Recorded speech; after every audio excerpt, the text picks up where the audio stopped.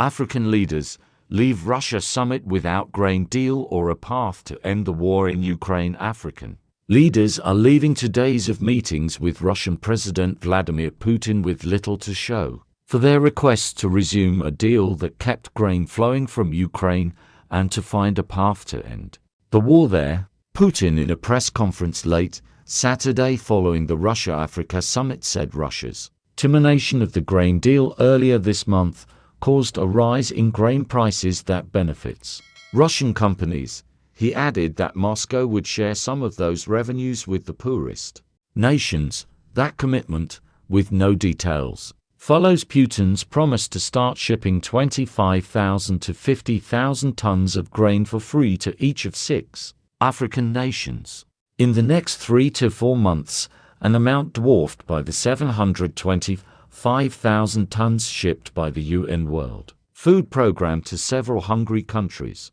African and otherwise.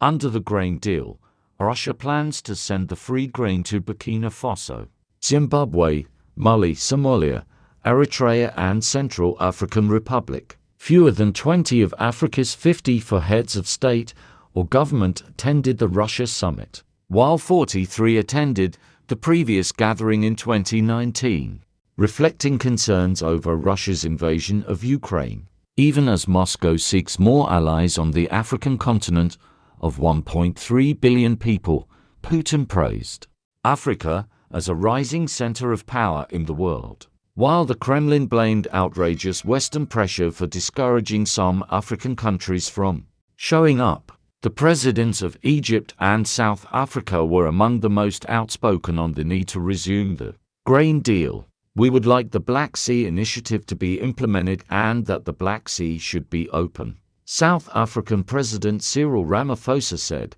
We are not here to plead for donations for the African continent. Putin also said Russia would analyze African leaders' peace proposal for Ukraine, whose details have not been publicly shared. But the Russian leader asked, "Why do you ask us to pause fire? We can't pause fire while we're being attacked." The next significant step in peace efforts instead appears to be a Ukrainian organized peace summit hosted by Saudi Arabia in August. Russia is not invited.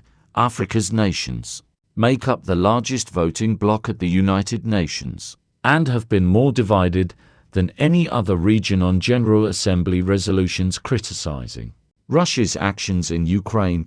Delegations at the summit in St. Petersburg roamed exhibits of weapons, a reminder of Russia's role as the top arms supplier to the African continent. Putin, in his remarks on Saturday, also downplayed his absence from the BRICS Economic Summit in South Africa next month, amid a controversy over an arrest warrant issued against him by the International Criminal Court. His presence there, Putin said, is not more important than my presence here in Russia.